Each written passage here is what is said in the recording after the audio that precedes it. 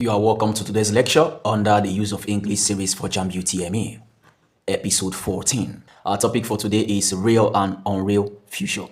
Real and unreal future. Do not forget to activate the landscape view on your device by tapping on the icon located around this place that I'm hovering my mouse to enjoy the maximum viewers experience. Without wasting much of our time, let's head straight into the lecture outline. The lecture outline: definition of real and unreal future statements, principles of real and unreal future statements, practice exercises from WAEC and JAMB/answers.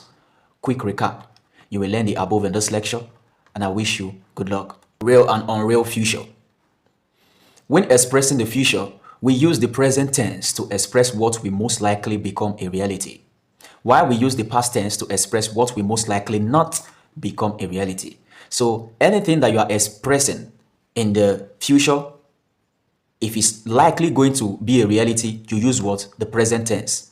But if that thing that you are trying to predict or you are trying to express is likely not to be a reality in the future, we use past tense to express it. So you use present tense to express what is likely going to happen in the future, and you use past tense to express what is likely not going to occur or happen in the future.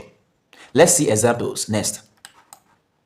Examples: by the end of the year, I will have completed my degree course. What does this mean? You can see that we used will, which is a present tense here. This means that this fellow is sure that by the end of the year, he will be a graduate. It's a real statement, very real. That's why we use what? We used the present tense form here, which is will. So this fellow is sure that by the end of the year, he will have completed his what? His degree course. Let's look at the next example we have here. The next example says, by the end of the year, I would have completed my degree course. We used would here. What did you notice? We used would here. Why was would used? Because this fellow believes that he is likely not going to complete his degree by the end of the year.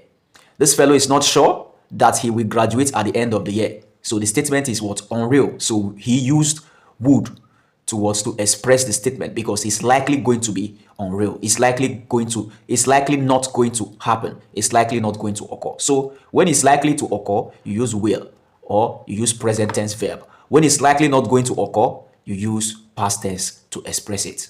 Moving on. More examples. If I go to the cinema this evening, I will return early. It is most likely that this fellow will go to the cinema. Very real. Because it was expressed in what? Present tense. So that shows that it's likely going to happen. It's likely going to come to pass. It's likely going to be a reality. It's likely going to occur. Okay, let's look at the next example. If I went to the cinema this evening, I would return early. This fellow is not sure that he will go to the cinema. That's why he used went, or that's why went was used here. Okay, that's why went was used here. The fellow is not sure. It's used to express a statement, a future statement. It's used to express a future statement that is likely not going to occur, which is why past tense verb was used here. Okay, so the statement is unreal. The fellow is likely not going to head to the cinema this evening or that evening. Moving on to the next. More examples. Mary is getting married tomorrow and she has gone for a hairdo. This fellow is sure that by tomorrow, Mary will be a married woman. This is a real statement because is was used here. And the present tense is a present tense, and is using the present tense to express a future statement shows that the expression is likely going to occur in the future. It shows that the statement is likely going to occur in the future. Let's look at the next example we have here. Miriam was getting married tomorrow, but see how badly injured she is now. This fellow doubts whether Miriam will get married tomorrow. So it's an unreal statement. Why is it an unreal statement? Because it was expressed with a past tense verb, which is was. Okay? So do not forget the rule of thumb. Do not forget the law, the rule, which is, do not forget the law, the rule, which is expressing a statement that is likely going to occur in the future in present tense or in a present tense verb.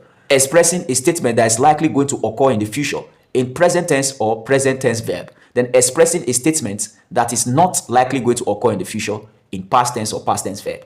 With this, we have come to the end of real and unreal future statements. Let's take some exercises.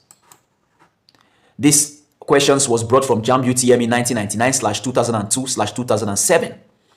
The instruction says, pick the most appropriate alternative. Number 1, by the end of June, I finished my exams. A, will have. B, will probably have. C, could have. D, might have. What's your answer? By the end of June, I finished my exams.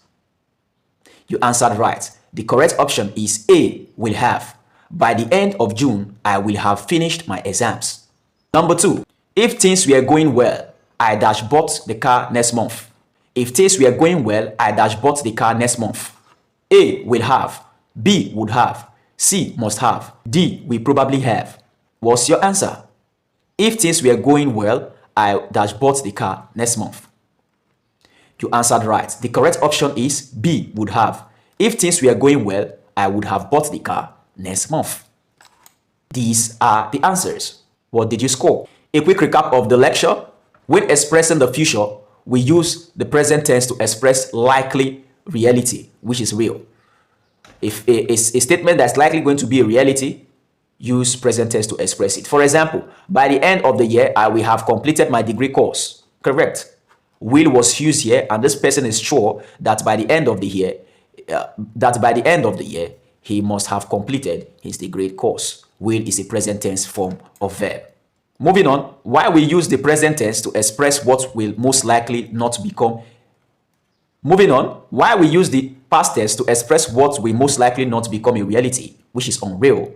Moving on, we use the past tense to express what will most likely not become a reality, which is unreal. For example, by the end of the year, I would have completed my degree course. This fellow is not sure if he will complete his degree course by the end of the year. That's why would was used, or that's what this statement means, that this fellow is not sure if he or she will complete his degree course by the end of the year. Thank you so much for taking this lecture. Do well to subscribe and follow for more at Nkwado Augustine across all social media platforms. Do you have any question on knowledge gap? Drop your questions and knowledge gap on the comment section, and I will do justice to your questions and knowledge gap.